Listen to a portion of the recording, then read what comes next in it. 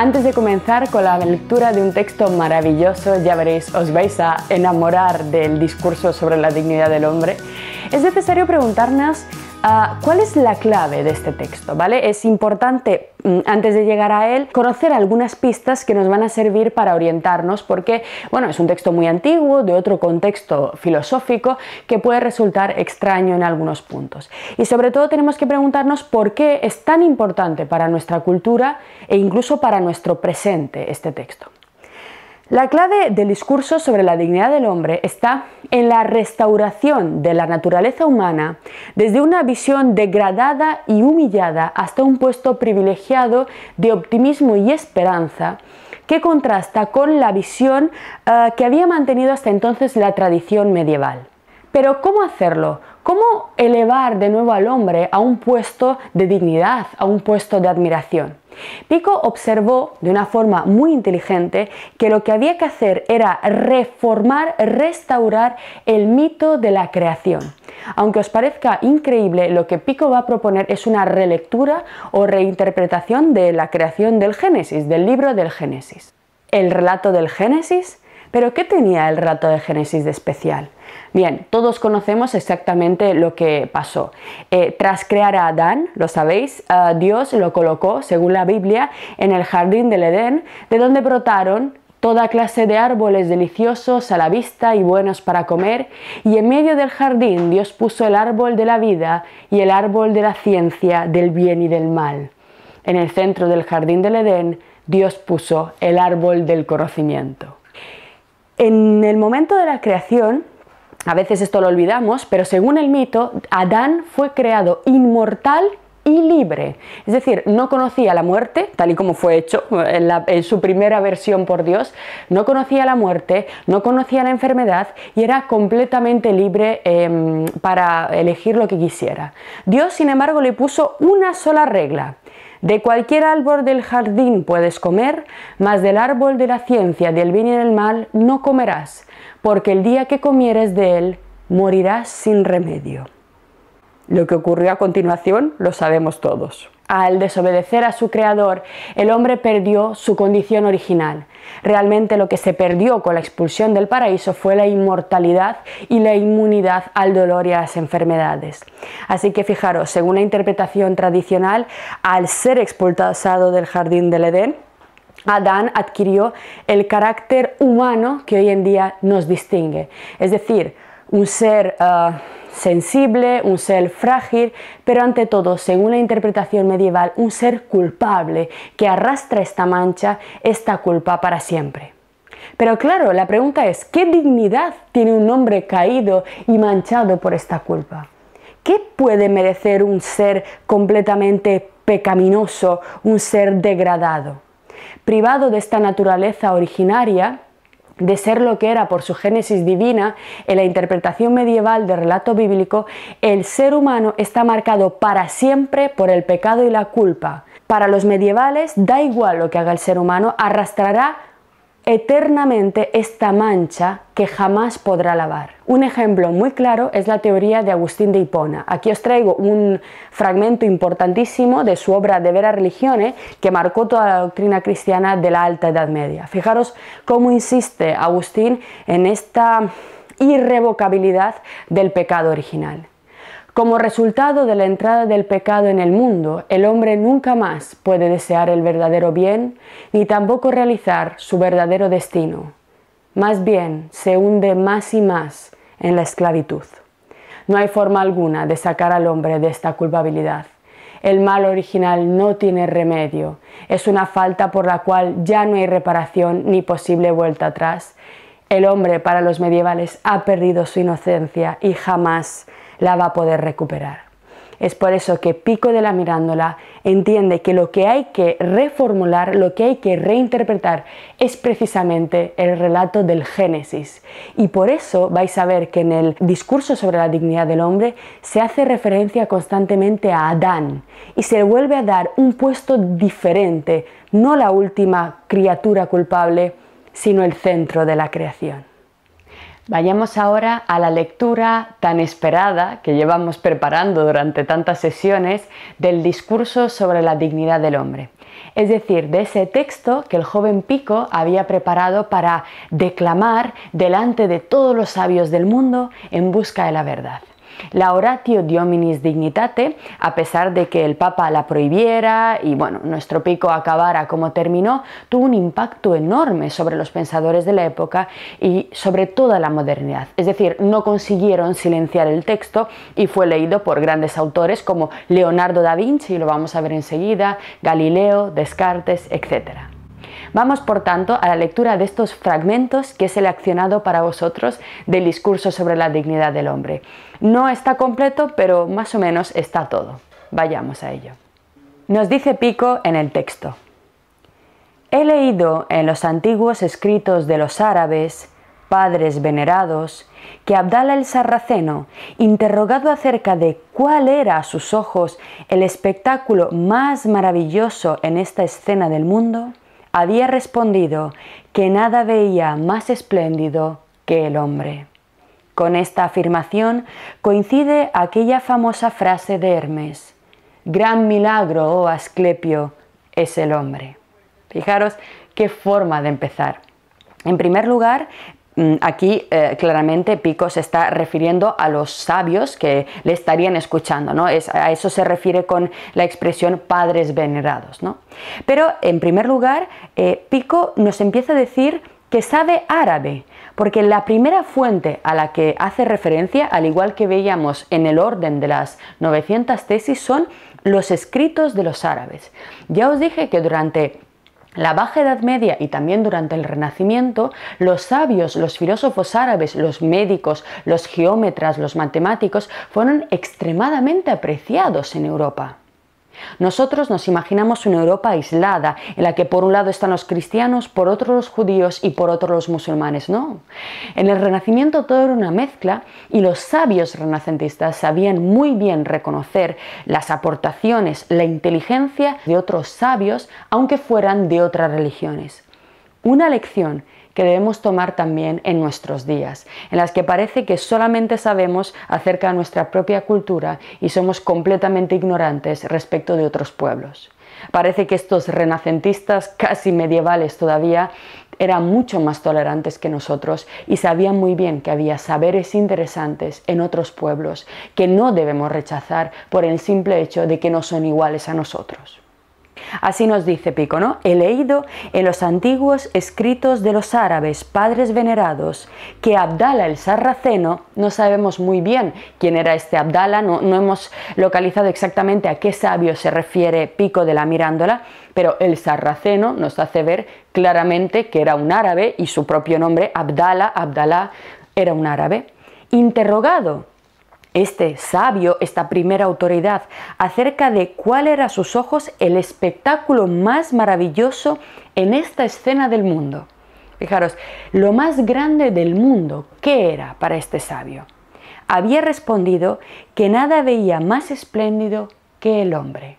Aquí está, Pico de la Mirándola reconstruyendo, recuperando, creando una nueva imagen del ser humano, diseñando literalmente el antropocentrismo.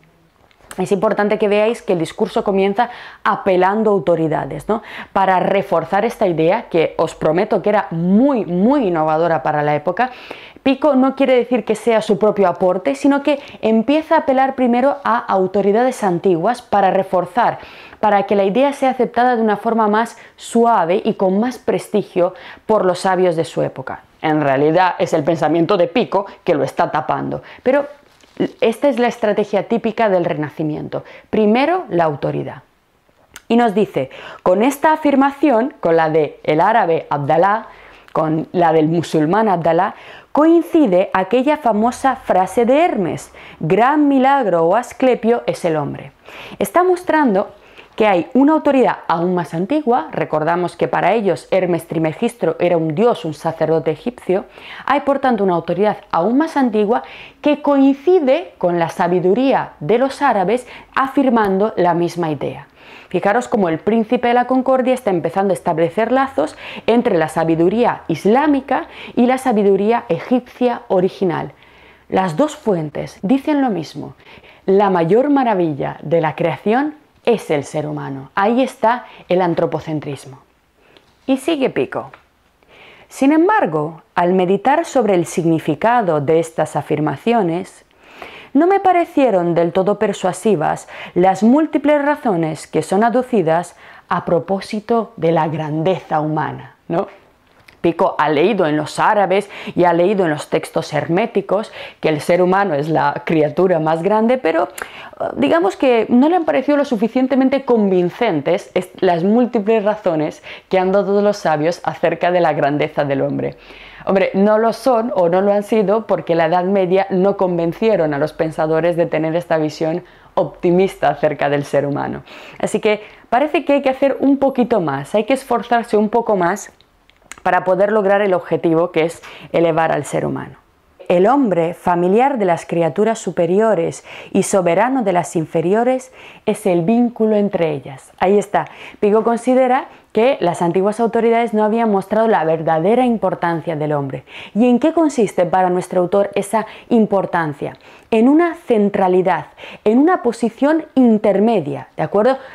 Siempre imaginamos la idea de la cima de la creación, pero realmente lo que va a decir Pico es que el ser humano está en medio de la naturaleza inferior, la de los animales y las bestias, limitadas por sus instintos, y la naturaleza superior de los ángeles y de los espíritus etéreos creados por Dios. Así que, fijaros, el hombre es familiar de las criaturas superiores. Los familiares tienen algo en común, ¿verdad? En este caso, lo que el ser humano tiene en común con los ángeles es la parte divina que le constituye, que es el alma. Así, esta familiaridad está basada en la dotación dualista del cuerpo humano, lo hemos visto en clases anteriores, de entre cuerpo y alma.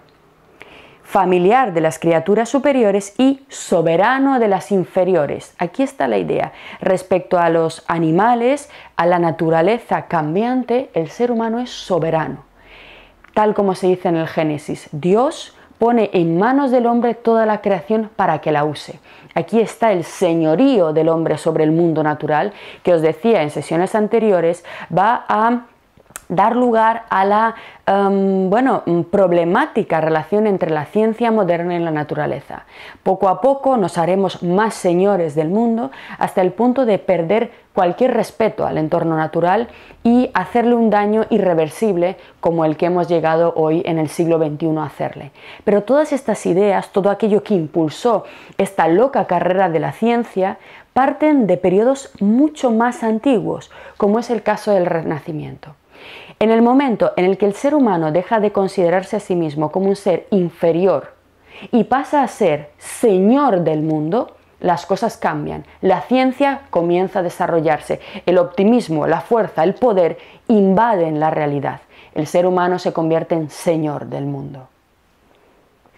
Así nos dice Pico, es el vínculo. Fijaros, al mismo tiempo es señor de las inferiores, familiar de las superiores, y es lo que vincula, el nodo, porque el ser humano es el único que tiene algo de ambas regiones. Por la agudeza de los sentidos, por el poder indagador de la razón y por la luz del intelecto, es intérprete de la naturaleza. Fijaros cómo aquí está gran parte de las ideas que se van a desarrollar en la revolución científica.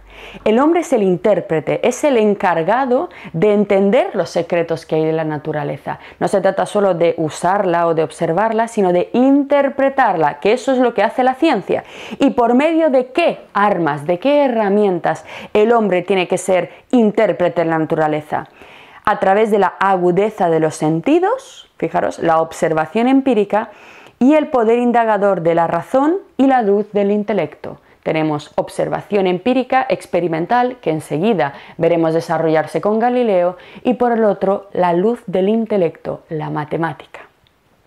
Que intermediario entre el tiempo y la eternidad es, como dicen los persas, cópula y también connubio de todos los seres del mundo, y según testimonio de David, poco inferior a los ángeles.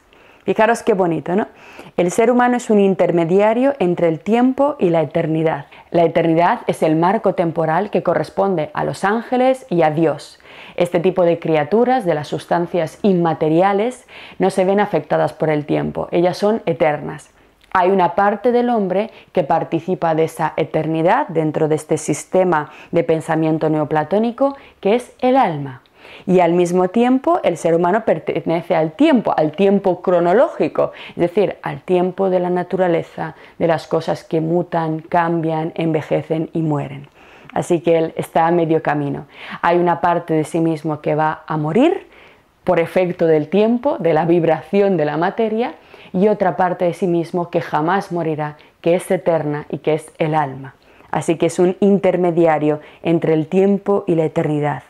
Y es, como dicen los persas, fijaros la apelación a la autoridad de los persas, cópula y también connubio de todos los seres del mundo. Y de pronto el testimonio de David, el rey David de la Biblia, también para apoyar esta idea de que el ser humano es poco inferior a los ángeles. Cosas grandes sin duda, pero no tanto como para que el hombre reivindique el privilegio de una admiración ilimitada.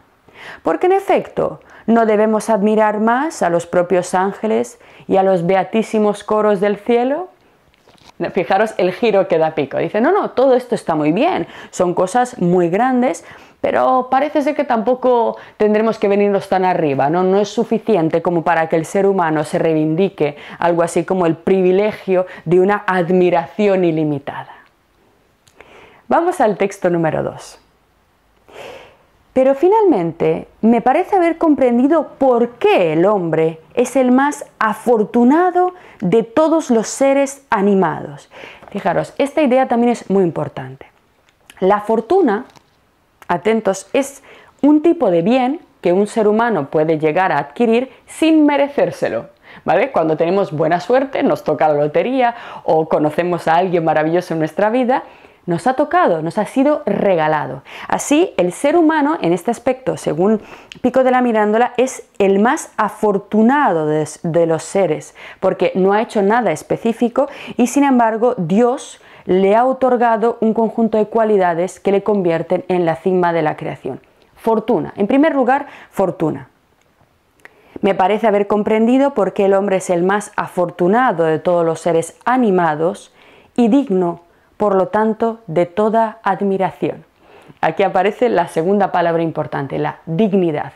El ser humano tiene suerte, tiene fortuna, Dios se la ha concedido, y esa misma fortuna que define su naturaleza, como vamos a ver enseguida, es lo que constituye su dignidad y su admiración. El hecho por el cual el ser humano no tiene que ser tratado como una miseria, sino como algo digno y admirable. Fijaros lo importante que son estas ideas. Se están generando las bases de lo que mucho tiempo después serán los fundamentos de la Declaración de los Derechos del Hombre y del Ciudadano en la Revolución Francesa y posteriormente de la posibilidad de hablar de la Declaración Universal de los Derechos Humanos, redactada en los años 40 en Europa. Para poder defender los derechos de una criatura hay que considerarla como digna y admirable. Si es una miseria, si es un ser inferior, no tendrá derechos ni nada que reconocer. Así que estamos con este texto hecho por un jovencito, en un momento capital de nuestra cultura, en un momento central de Europa.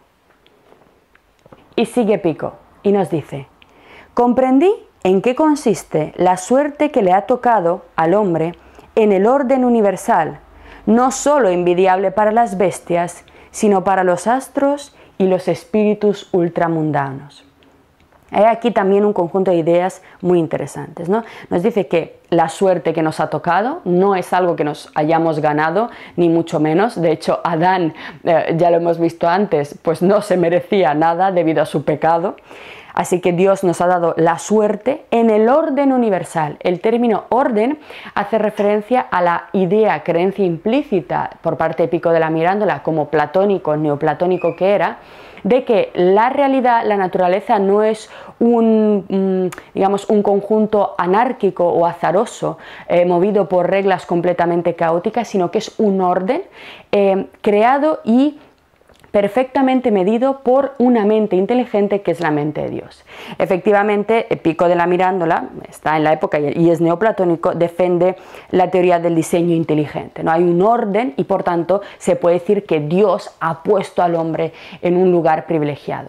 Como podéis comprender, cuando estas ideas se empiecen a derrumbar en Occidente, como por ejemplo con la llegada de la teoría darwiniana de la evolución, habrá un choque bastante fuerte para la cultura occidental, porque pasaremos de considerar al ser humano cima de la creación y parte de un orden específico en el cual se le ha dado un lugar específico y central, a saber que no tenemos ningún puesto especial, que somos frutos del azar, de todo un conjunto de concatenaciones azarosas, de la evolución, de la selección natural por caracteres sexuales, es decir, con los filósofos de la sospecha, entre los cuales está el propio Darwin, empezaremos a ver, habrá un shock bastante grande en Europa, por el cual perderá el ser humano, al perder todas estas ideas de origen religioso, ese puesto privilegiado y le costará volver a, digamos, repensar durante una buena época cuál es su verdadero lugar en el mundo si no es especial.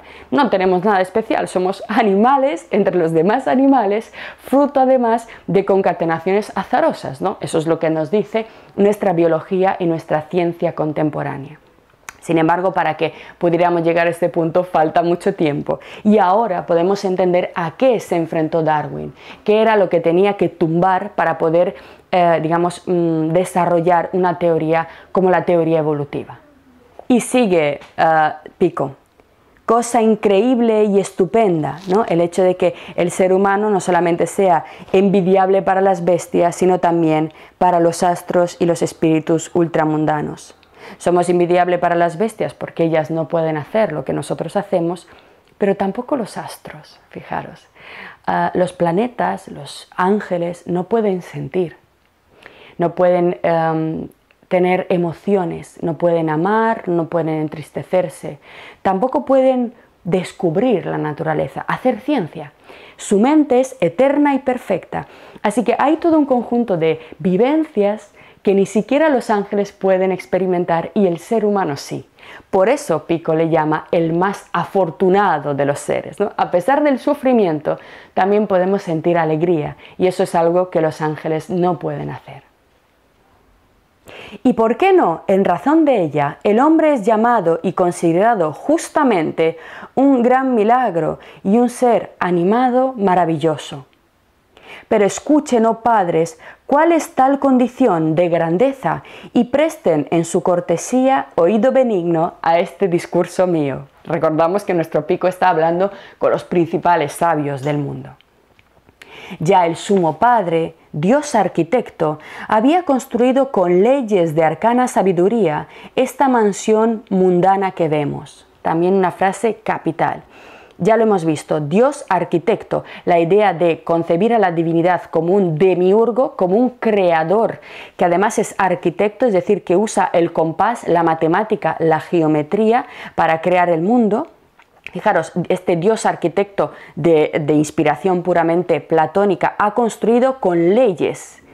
Un Dios matemático configura la realidad con leyes. Esas leyes serán las que buscarán los grandes científicos de la modernidad. Esas leyes buscará Galileo, Kepler y el gran Newton, por supuesto. Las leyes.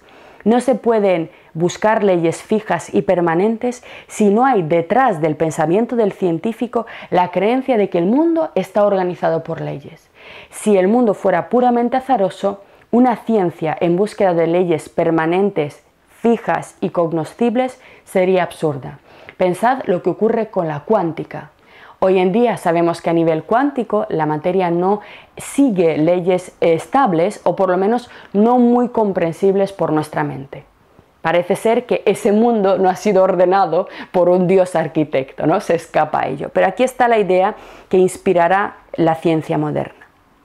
Y Dios, el Dios arquitecto, ha creado con estas leyes de arcana antigua sabiduría esta mansión mundana, el mundo natural que vemos, que percibimos por los sentidos. Augustísimo templo de la divinidad. Había embellecido la región supraceleste con inteligencia, avivado los etéreos globos con almas eternas, poblado con una turba de animales de toda especie las partes viles y fermentantes del mundo inferior. Pero, consumada la obra, deseaba el artífice que hubiese atentos, alguien que comprendiera la razón de una obra tan grande. El ser humano, tal y como se explica en el Génesis, vendría a ser la última creación de Dios. Dios ha hecho los cielos, la tierra, incluso los ángeles y los animales. Pero una vez terminado le faltaba algo. Ni los animales, que son bestias, ni los ángeles pueden comprender, ir descubriendo el sentido de su gran obra, de esta naturaleza. Fijaros cómo esta interpretación empezará a justificar el modo en el que los científicos contemplan el estudio de lo natural. ¿Qué hará Galileo? ¿Qué hará Newton? Investigar el modo en el que el gran artífice ha creado la mansión arcana en la que nosotros vivimos. Deseaba el artífice que hubiese alguien que comprendiera la razón de una obra tan grande, amara su belleza y admirara la vastedad inmensa. Qué bonito texto. Por ello, cumplido ya todo, como Moisés y Timeo lo testimonian, pensó por último en producir al hombre. Fijaros las dos fuentes a las que hace referencia: Moisés, el hebreo, Moisés de la Biblia, y Timeo. Timeo es el protagonista del diálogo homónimo Timeo de Platón. Las dos obras que estructuran la justificación. Fijaros qué variedad de fuentes, es increíble. Entre los arquetipos, sin embargo, no quedaba ninguno sobre el cual moldear la nueva criatura, ni ninguno de los tesoros para poder conceder en herencia al nuevo hijo. Digamos que el demiurgo había agotado todas las posibles ideas y no había ninguna naturaleza específica, ninguna herencia determinada que dejarle y con la cual marcar al nuevo hombre. Ni sitio alguno en todo el mundo en donde residiese este contemplador del universo. Fijaros, tampoco hay un sitio determinado para el ser humano. Igual que para los peces del mar hay un sitio definido, que es el agua, donde ellos pueden vivir, y las aves tienen reservadas para ellas el cielo, el hombre como tal no tiene un sitio definido, un sitio propio. Todo estaba distribuido y lleno en los sumos, en los medios y en los ínfimos grados. Mas no hubiera sido digno de la potestad paterna, aún casi exhausta, de caer en su última creación, ni de su sabiduría permanecer indecisa en una obra necesaria por falta de proyecto. A pesar de que Dios estaba cansado al final de la creación, pues no estaba a su altura rendirse, tenía que crear algo grande. Ni de su benéfico amor, que aquel que estaba destinado a elogiar la munificencia divina en los otros estuviese constreñido a lamentarla en sí mismo. Aquí podemos ver el cambio en la interpretación de la divinidad ahora como Dios benéfico, como benefactor. Lo hemos visto antes, ya no es el castigador medieval, sino un Dios que está junto al hombre, que le protege y que impulsa sus proyectos. Así que el ser que estaba destinado a elogiar la grandeza en los otros seres, fijaros, es el hombre, es el contemplador del universo, es decir, el científico, el que se encarga de estudiar, el que se encarga de analizar las propiedades de los seres vivos y de todo lo que los rodea, descubriendo en ellos la grandeza de la obra divina. Por eso os decía que este texto es tan importante para la revolución científica. Y sigue Pico. Estableció, por lo tanto, el óptimo artífice que aquel a quien no podía dotar con nada propio le fuese común todo cuanto le había sido dado separadamente a los otros. Aquí está una idea también capital. Dios, a la hora de crear al ser humano, no le dotó de nada propio, de nada definido. Exactamente esta indefinición es lo que sostiene la libertad humana. Al no habernos creado con unos instintos marcados o con unas tendencias absolutamente determinadas, ni siquiera con un lugar en el mundo, lo hemos visto ahora, al ser humano le conviene el planeta entero. Por eso hemos podido bucear por las aguas y crear aviones para surcar los cielos, porque el nuestro no es un modo de ser definido, ¿no? Fijaros cómo de forma tan bella como Pico va diseñando una nueva forma de libertad para el hombre y cómo todas estas ideas fueron necesarias para que fueran entrando lentamente en la mente de los pensadores. Es importante saber que sin ideas, sin ideologías, es imposible que se produzcan los cambios en la cultura. Y por eso Pico della Mirandola es tan importante para la filosofía y el pensamiento europeo. Tomó por consiguiente al hombre, así construido, obra de naturaleza indefinida, y habiéndolo puesto en el centro del mundo, en esa posición de medianía que yo os había dicho, le habló de la siguiente manera. A ver qué le dice Dios a este Adán nuevo, redefinido, rediseñado por Pico della Mirandola. Fijaros qué importante. Oh Adán, no te he dado ni un lugar determinado, ni un aspecto propio, ni una prerrogativa peculiar, con el fin de que poseas el lugar, el aspecto y la prerrogativa que conscientemente elijas y que de acuerdo con tu intención obtengas y conserves. Fijaros qué idea tan importante y tan potente. Dios no ha creado al ser humano con ningún tipo de naturaleza determinada y ha dejado en su mano la posibilidad de elegir quién es, cuál es su naturaleza. Qué modernidad y qué interesante todo este planteamiento, incluso para nuestros días. Esta gente que habla de cosas contra natura o antinatura, fijaros la redefinición que da Pico a la creación, al mito del Génesis, cómo Dios se dirige al hombre diciendo: te he hecho libre y por tanto tú, cumpliendo mi voluntad, deberás elegir tu propio destino. Y sigue. La naturaleza definida de los otros seres está constreñida por las precisas leyes por mí prescritas. Todos los demás animales, todas las demás criaturas que Dios ha creado están regidas por unas leyes constreñidas, determinadas, determinismo frente a libertad. Tú, en cambio, no constreñido por estrechez alguna, te la determinarás según el arbitrio a cuyo poder te he consignado. Ahí está, el arbitrio, el libre arbitrio como el don más grande del hombre, para poder autodefinirse, autodeterminarse. Te he puesto en el centro del mundo para que más cómodamente observes cuanto en él existe. No te he hecho ni celeste ni terreno, ni mortal ni inmortal, con el fin de que tú, como árbitro y soberano, artífice de ti mismo, te informases y plasmases en la obra que prefirieses. Fijaros, se define al hombre como un pequeño Dios. Recordáis que hemos visto al Dios artífice, artesano, al Dios artífex como creador del mundo. Pues ahora el ser humano va a ser artífice de sí mismo. Nosotros nos daremos nuestras propias leyes y nuestras propias determinaciones. Fijaros, es la libertad absoluta, es una mentalidad completamente opuesta a todo lo que hemos visto en la Edad Media. También os llamará la atención el hecho de que aquí Pico della Mirandola diga que no ha creado al hombre ni celeste ni terreno, ¿vale? Eso lo entendemos porque no está, ya hemos visto, no es un ángel ni tampoco es una de las criaturas de las bestias regidas por los instintos, pero luego añade ni mortal ni inmortal. Aquí hay una idea muy bonita y típicamente moderna. Por un lado, con ello se quiere referir, Pico della Mirandola, a lo que hemos visto antes, el hecho de que tengamos una parte mortal, que es la parte física, el cuerpo que por acción del tiempo se acaba desmoronando, se acaba deshaciendo, y el alma, que sería claramente la parte inmortal. Pero al mismo tiempo, una idea típicamente moderna, una idea típica del nacimiento de la ciencia es el optimismo respecto a sus capacidades. Los modernos estarán convencidos que con ayuda de la razón y de los sentidos, de la experimentación, de un nuevo método, podrán vencer todas las enfermedades. La primera será la peste y las enfermedades más sencillas, pero finalmente la ciencia hará al hombre inmortal. ¿Os suena de algo? Seguimos hoy en día con las mismas metas modernas, típicamente modernas, que solamente pudieron nacer a partir de una relectura del puesto del hombre en el mundo.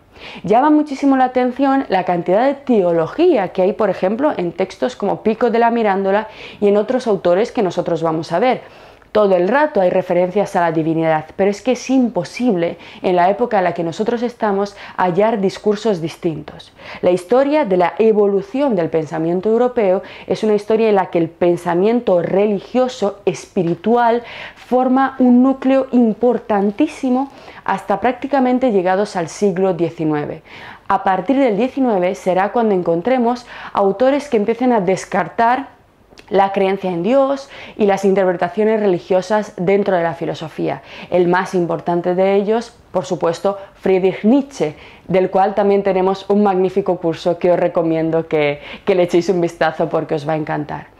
Es decir, hasta Nietzsche, que empieza a realizar la llamada muerte de la metafísica, como bien sabemos, él anula la existencia de los tres elementos fundamentales de la metafísica, Dios, alma y mundo, y da lugar a una nueva era en la filosofía. Sin embargo, hasta Nietzsche no podemos encontrar discursos no religiosos. Esto no impide que el pensamiento vaya evolucionando.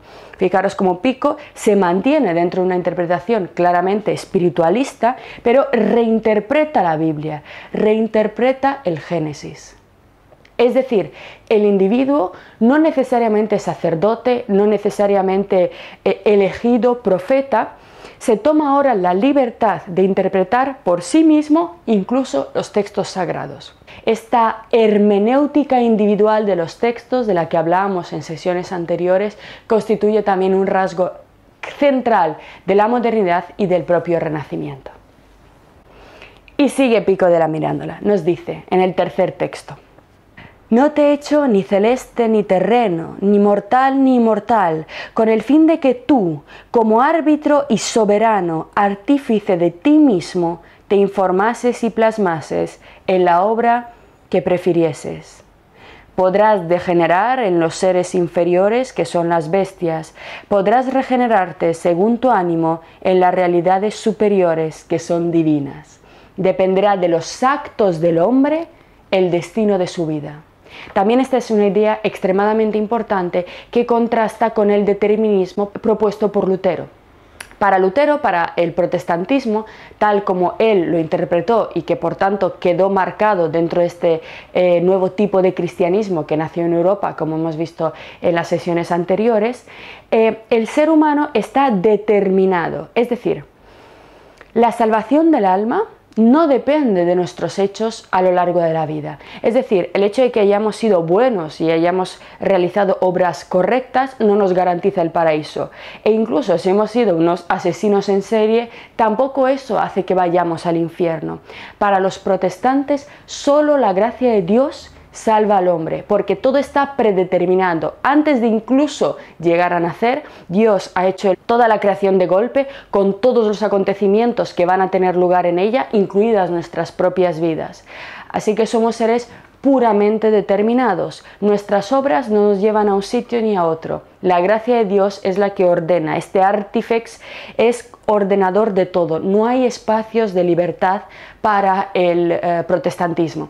De hecho, si recordáis el texto, algunos de los textos que leíamos estaban extraídos de una obra llamada De Servo Arbitrio, el arbitrio siervo. Y esta obra fue escrita en contra del gran libro de Agustín de Hipona, el neoplatónico, que fundó la orden religiosa a la que pertenecía el propio Lutero. Lutero era agustino, como nosotros vimos. Para Agustín de Hipona, según revela en sus libros De Vera Religione y De Libero Arbitrio, si bien el ser humano puede obrar para mejorar su situación en el mundo, está marcado sin embargo por el pecado original del cual jamás podrá limpiarse.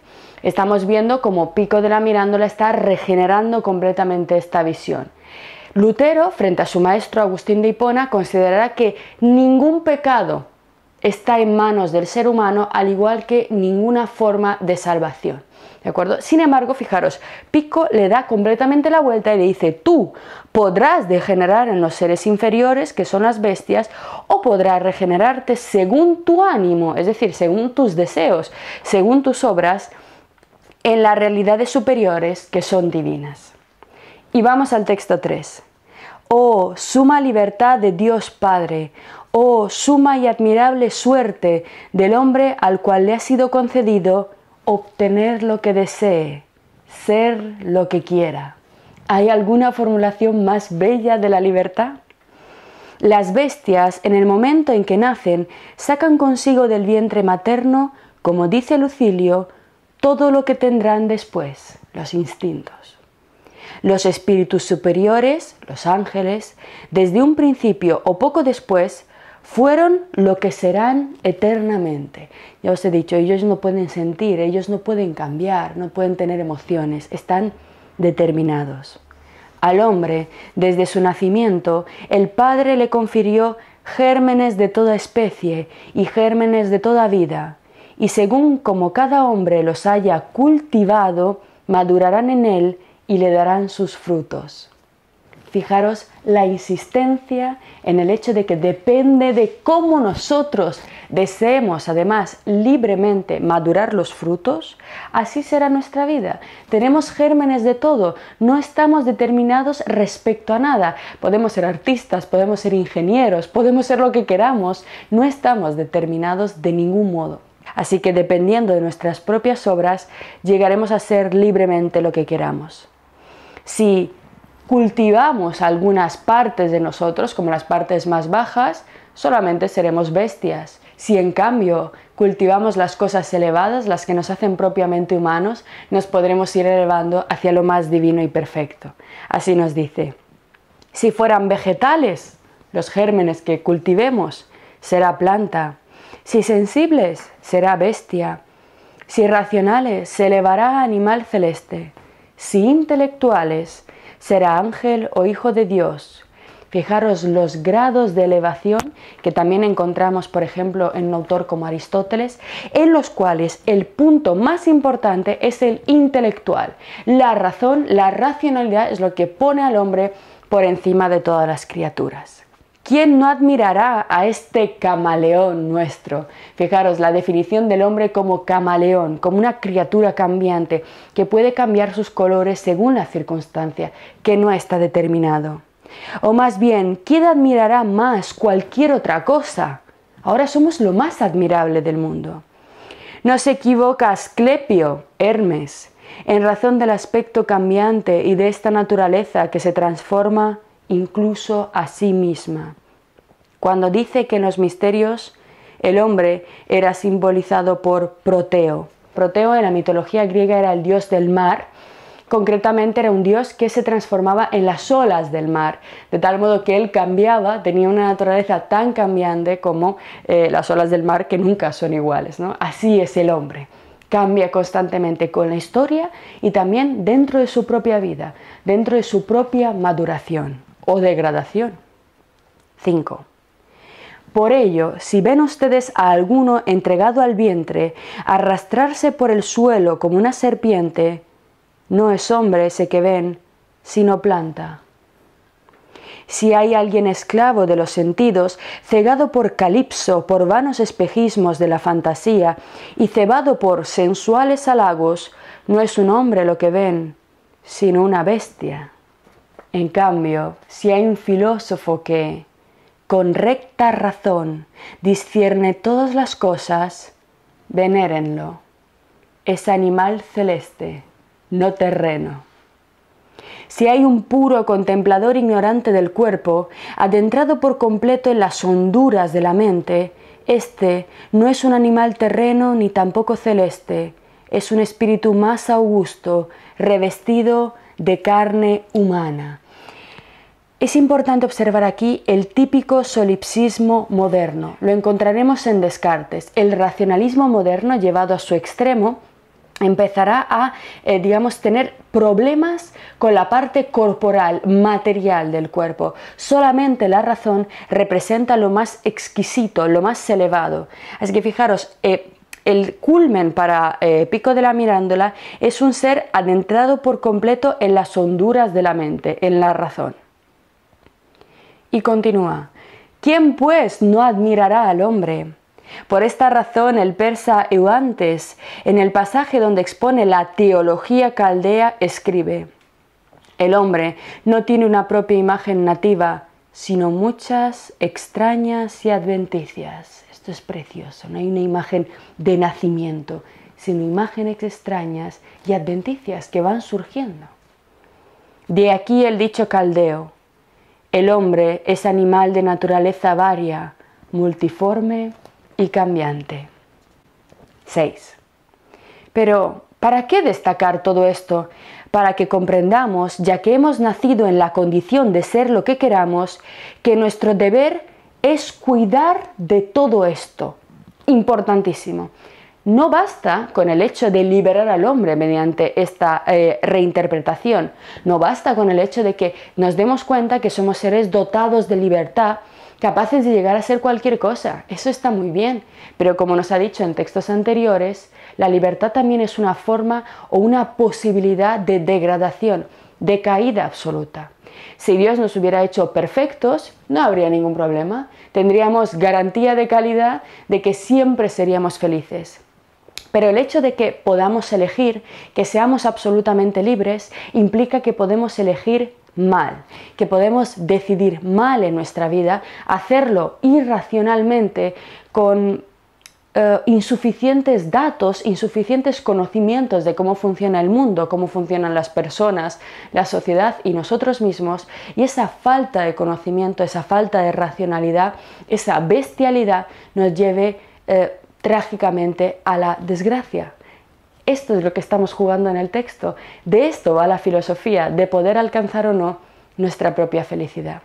Así nos dice Pico: para que comprendamos, ya que hemos nacido en la condición de ser lo que queramos, que nuestro deber es cuidar de todo esto, porque debemos aprender a querer lo que es bueno para nosotros.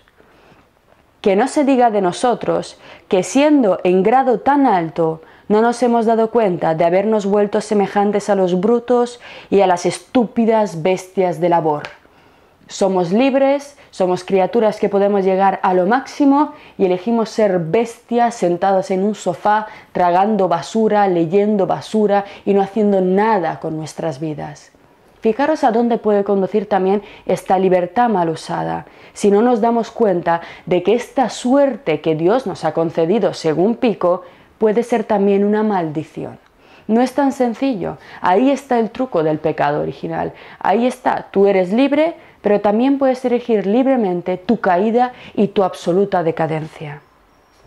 Mejor que se repita acerca de nosotros el dicho del profeta Asaf: son ustedes dioses, hijos todos del Altísimo. Y lo que caracteriza a la divinidad es la perfección, la racionalidad y, por supuesto, la felicidad. De modo que, abusando de la indulgentísima libertad del Padre, no volvamos nociva en vez de salubre esa libre elección que Él nos ha concedido. Aquí está la clave. No se trata solo de liberarnos, sino de asumir una nueva responsabilidad. Ahora estamos solos. En la Edad Media, el bien y el mal que nos llegaba era entregado por Dios. ¿Te morías? Bueno, castigo divino. ¿Eras feliz? Bueno, he tenido suerte. Ahora ya nadie nos ayuda. Somos libres y nosotros mismos tenemos que construir esa libertad. La libertad es una responsabilidad. Y fijaros lo que viene a continuación, la definición del hombre moderno, ya de nuestra sociedad. ¿Qué tenemos que hacer con esta libertad que Dios nos ha dado? Dice Pico: deseamos que invada nuestro ánimo, nuestros deseos, una sacra ambición. Este término, la ambición moderna, típica de nuestra época también. ¿Qué ambición? Una ambición de no saciarnos con las cosas mediocres, sino de anhelar las más altas, de esforzarnos por alcanzarlas con todas nuestras energías, dado que con quererlo podemos. Aquí está. Tenemos que aspirar alto porque tenemos todas las cualidades y todas las facultades de cumplir nuestros deseos. La cosa es educar los deseos, no dejarnos llevar por las bestias y tener quereres elevados. Es la clave del antropocentrismo de Pico de la Mirandola. ¿Recordáis que os he dicho que el objetivo de Pico es lograr la concordia? Es decir, mediante el congreso que él quería realizar, debatir todos estos importantes problemas y, gracias a las mentes más elevadas de la época, llegar a soluciones que acabaran de una vez con los enfrentamientos entre los distintos pueblos por cuestiones de interpretación o problemas de religión. El objetivo de todo este trabajo de Pico es la concordia, la paz. Solo la paz podrá generar el ambiente necesario para que el ser humano pueda elevarse y llevar a cabo pues, todo lo que su deseo alcance, ¿no? Sin duda, oh padres, múltiple es la discordia en nosotros. Tenemos graves luchas internas, peores que las guerras civiles. Estas luchas son entre pueblos, entre interpretaciones diferentes del cristianismo y de otras religiones, ¿vale? Pero también Pico se está refiriendo a las luchas internas que tiene uno dentro de sí mismo. No sabemos muy bien qué hacer, no sabemos con quién casarnos, qué elegir, qué carrera tomar. Tenemos también graves luchas internas en ese aspecto. Y para Pico estas luchas devienen de la ignorancia, de que nadie nos ha enseñado de verdad qué es lo que tenemos que hacer para ser felices.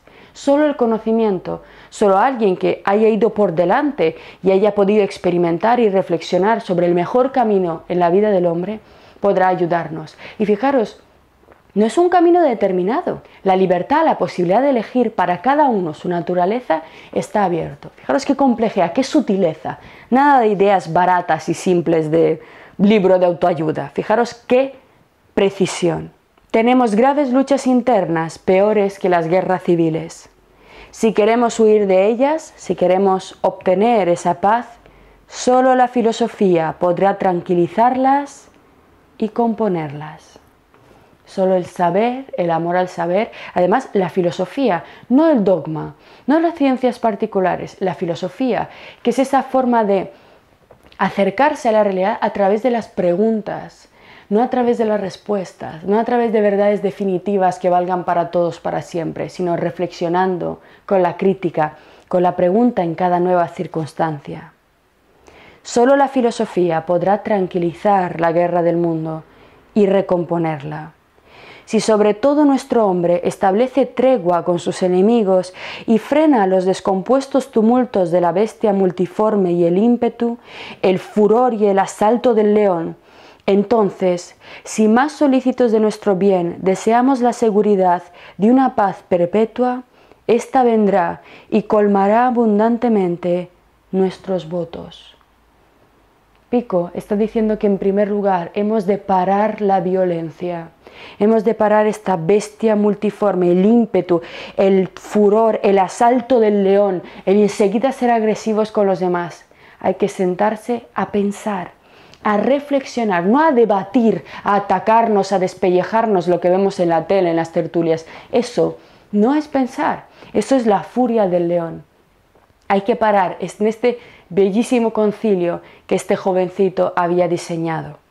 Muertas la una y la otra bestia, como víctimas inmoladas, quedará sancionado entre la carne y el espíritu un pacto inviolable de paz serenísima. La dialéctica, el diálogo racional filosófico, no el debate de las tertulias, la dialéctica calmará los desórdenes de la razón tumultuosamente mortificada entre las pugnas de las palabras. La filosofía natural tranquilizará los conflictos de la opinión y las disensiones que trabajan, dividen y laceran de diversos modos el alma inquieta. La filosofía natural es la ciencia. La ciencia avanzada será capaz de tranquilizar muchos conflictos de opinión, porque cuando entendamos cómo funciona el mundo ya no debatiremos como salvajes, no serán puras opiniones, que si la Tierra es plana o la Tierra no es plana. Esos son pérdidas de tiempo y cosas que generan fricción entre las personas y mucho dolor. Por ejemplo, hoy en día tenemos un debate fundamental que es el de los antivacunas. La ciencia está llamada, la filosofía de la naturaleza, a hallar las respuestas a esas cuestiones y a permitir que paren los conflictos en las personas y las muertes y el sufrimiento. Eso es tarea de la ciencia. La ciencia moderna que están haciendo tiene una tarea no solamente de conocimiento de una amplia capa de la realidad, de un amplio sector, sino que también tiene una misión tranquilizadora, pacificadora del mundo. La ciencia nos hace entender quiénes somos y dejar muchos conflictos de lado, ¿de acuerdo? Pero claro, tenemos que entender qué es el método científico, cómo funciona, por qué no hay conspiraciones detrás de la ciencia. La ignorancia nos hace pensar que hay cosas ocultas y misteriosas en una actividad que empieza a partir del Renacimiento y que para entender hay que conocer. A eso nos hemos dedicado y nos hemos esforzado en nuestro curso sobre los padres de la ciencia moderna, que os aseguro os va a encantar y que ayuda un poco a poner en situación qué es la ciencia. Pero este es el papel, fijaros, tan interesante que le da Pico della Mirandola, ¿no?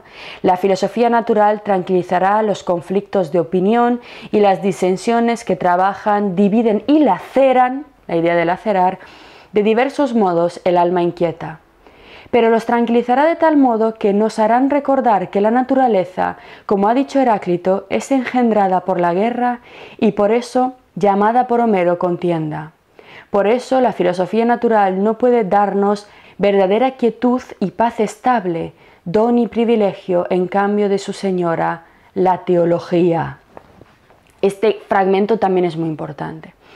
Nos dice Pico, efectivamente la ciencia va a ser capaz de darnos las respuestas, lo que os decía, de muchas cosas que van a evitar numerosos conflictos entre los hombres. Pero la naturaleza, tal como señala Heráclito, esta es una referencia muy interesante, es cambiante, es movimiento y dinamismo constante. Así que la ciencia puede más o menos aproximarse a determinadas verdades de forma suficientemente convincente, pero hay aspectos que no puede dominar, o al menos que tardará muchísimos siglos en alcanzar a dominar. Es que la ciencia, digamos, será eficaz en algunos ámbitos, pero otros quedarán todavía como campos de conflicto, como posibles campos de batalla entre los hombres. Por eso Pico insiste en la importancia del debate teológico, fijaros, por eso él ve que, imaginaros, si la ciencia ha podido dar respuesta a todos los ámbitos en los que ella pretende estudios y verdades, todavía quedaría, según Pico, un ámbito del que la ciencia no podría tocar, que es el ámbito de la teología, de las religiones, que hablan, por sus propios principios, de entidades, sustancias y planos de la realidad supranaturales, sobrenaturales, inmateriales, de tal forma que la ciencia física, las ciencias no tratan cosas sobrenaturales. Así que esto bastaría para Pico para que siguiera habiendo guerras en el mundo. Por ello hay que tratar también cuestiones teológicas. No podemos dejar de lado, por muy laicos que nosotros seamos, el conocimiento de que nuestra realidad está muy atravesada, incluso en el siglo XXI, por problemas de religión. Así que la filosofía natural no puede darnos verdadera quietud y paz estable, don y privilegio en cambio de su señora, la santísima teología, no religión, teología, theos, Dios, logos, estudio, del estudio de la divinidad. Así que hay que hacer también una propia investigación de los dioses para llegar a ese consenso entre todos los seres humanos que él pretendía lograr, mostrando que todas las religiones en realidad vienen del mismo tronco y que no hay motivo para pelearse. Estas son las razones, venerados padres, que no solo me alentaron, sino que me impulsaron al estudio de la filosofía. No las había expuesto, por cierto, si no debiera responder a cuantos suelen condenar el estudio de la filosofía, sobre todo en los príncipes o en aquellos que en general gozan de cierta fortuna.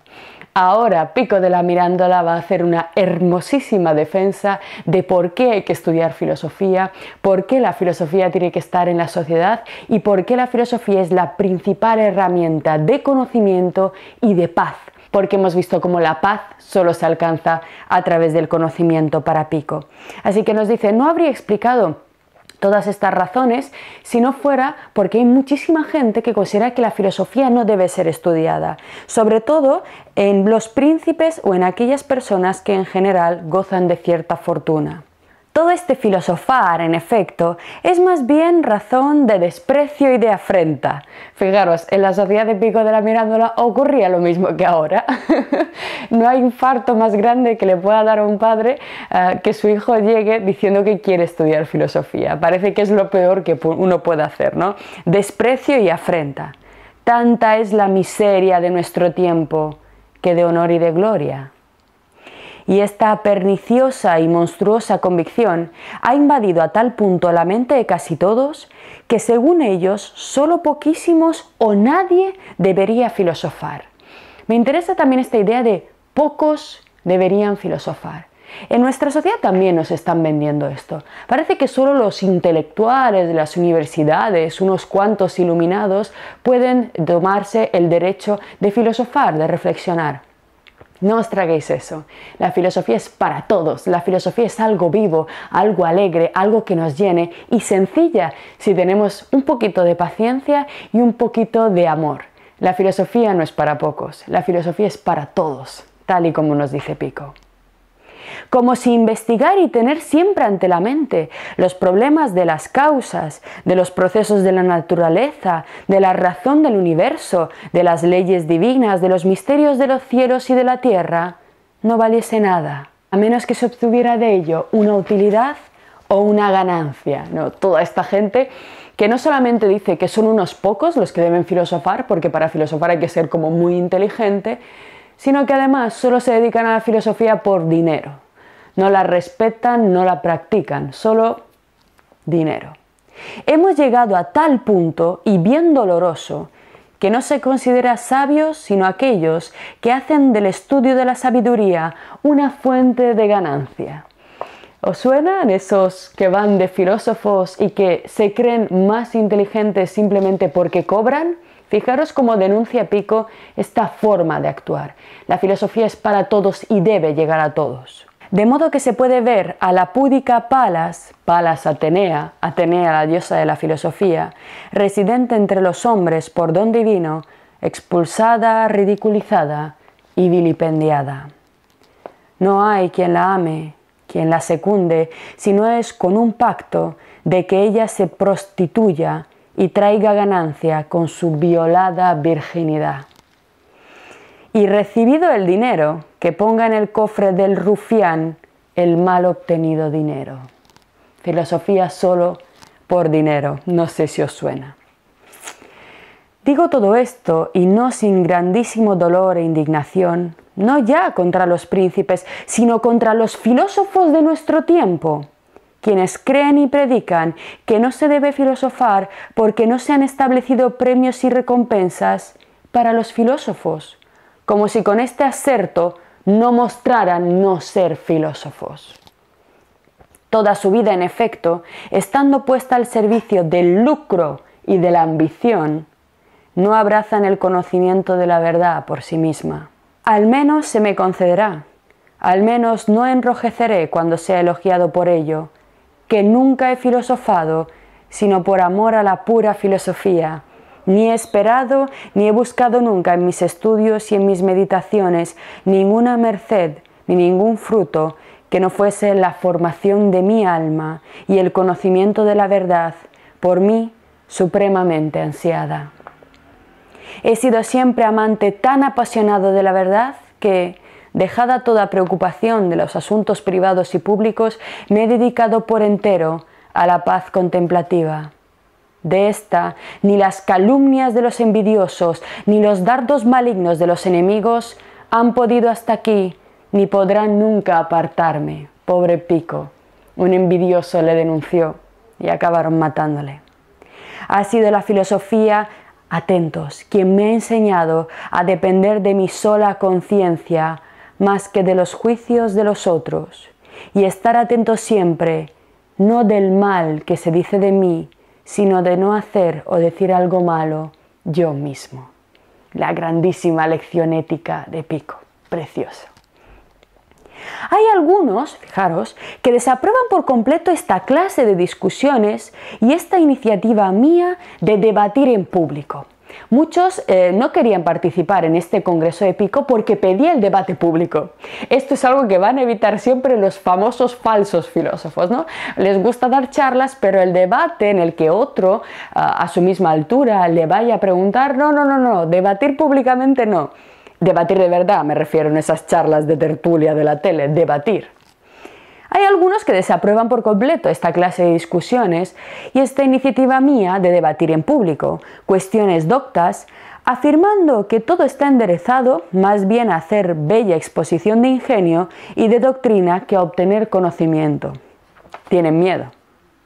Hay otros que, aunque no desaprueban esta suerte de ejercicio, no la aprueban en absoluto en mi caso con el motivo de que yo, a mi edad, esto es, apenas 24 años, fijaros, tiene 24 años cuando escribió este texto, fijaros qué potencia, qué filósofo. La edad no importa, lo que importa es la mente y el amor a la sabiduría. Yo, con apenas 24 años, he tenido la audacia de proponer una discusión sobre los misterios más altos de la teología cristiana, sobre las doctrinas más profundas de la filosofía, sobre las disciplinas ignotas, en una ciudad famosísima, Roma, en una amplísima reunión de hombres doctísimos ante el Senado Apostólico. ¡Pam! Eso es lo que propuso el joven filósofo Pico de la Mirandola, con la inocencia y con la sinceridad de acabar con los males del mundo por medio del conocimiento. Estos, aunque consintiéndome que discuta, no admiten que yo lo haga sobre 900 argumentos, diciendo que esto es tan superfluo y ambicioso como superior a mis fuerzas. Segunda crítica que le hacen a Pico: bueno, eres muy joven, pero 900 tesis, eso es mucho, ¿no? Esto es algo muy típico en esta época, cortito. Hay que dar a la gente cosas cortas, libros cortos de 30 páginas, 10 páginas, 5 páginas, que no lean mucho. No hagas un curso de 8, 9, 10 horas. La gente solo quiere pensamiento superficial. Vamos a ver, las cosas buenas no se hacen rápido. Eso es tratarnos como a las ovejas, como a seres estúpidos. Pues fijaros que al pobre Pico también le criticaban por lo mismo. Que, ¿por qué 900 tesis?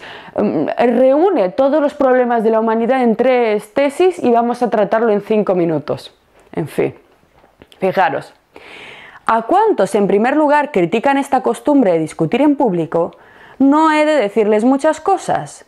Desde el momento que tal culpa, si culpa se la considera, no es común a todos ustedes, doctores eximios, que muchas veces han asumido esta tarea no sin suma alabanza y gloria, sino a Platón, a Aristóteles, a todos los filósofos famosos de todos los tiempos, los cuales tenían la convicción de que nada le era más favorable al logro de la verdad que buscaban que el ejercicio continuo y frecuente de la discusión real. Así como se robustecen en efecto las fuerzas del cuerpo con la gimnasia, también sin duda en esta especie de palestra del espíritu, el vigor del alma se fortifica y endurece. La filosofía es una gimnasia de la mente, del cuerpo, así que bueno, una vez que hagáis estos cursos tenéis que debatirlos también, hay que pensarlos, hay que hablarlos. Me queda, en tercer lugar, responder a aquellos que están ofendidos por el número grandísimo de las tesis propuestas, ¿no? Esta especie de enfermedad también de nuestra época de resumirlo todo, de que todo sea corto. Incluso, no sé si lo habéis visto, cada vez se exige que no haya palabras, que todo sean imágenes audiovisuales, lo más sencillo posible, lo más plano posible, nada de riqueza. Jamás nos enseñan estas bellezas, estos textos, estos libros maravillosos que encierran ideas, que nos salvan, que nos elevan, que nos sientan tan bien. Por tanto, me queda en tercer lugar responder a aquellos que están ofendidos por el número grandísimo de las tesis propuestas. Pero en verdad es inconveniente y harto extraño querer poner un límite a la obra ajena, ¿no? Qué raro que alguien venga a decirme a mí cómo de largo tenga que ser mi conferencia, mi curso o mis tesis. Y como dice Cicerón, querer exigir la mediocridad en aquello que tanto mejor es cuanto mayor sea. Ahí está. En nuestra época parece que se está exigiendo la mediocridad. Bueno, evidentemente hay que saber explicar las cosas de una forma amena y de una forma fluida, pero es que a veces hay cosas que llevan mucho tiempo a explicar. Y esas son las que realmente generan en nosotros un cambio y una transformación. Cicerón advierte que esto es simplemente exigir la mediocridad a los demás. En suma, en una empresa tan grande se me impone o sucumbir o triunfar. Si me arriesgo, no veo por qué, si es digno de alabanza el acertar en 10 argumentos, que se estime una culpa el hacerlo en 900. Si en cambio sucumbo, estos, si me odian, tendrán motivo de acusarme, si me aman, de excusarme. Que un joven de escaso ingenio y de exigua doctrina haya fracasado en una empresa tan grande y arriesgada es más bien un hecho digno de perdón que de condena, ¿no? Dejadme que lo intente. Así dice también el poeta: por lo que si me faltaren las fuerzas, mi gloria estará en mi atrevimiento. En las empresas grandes basta con haberlas intentado.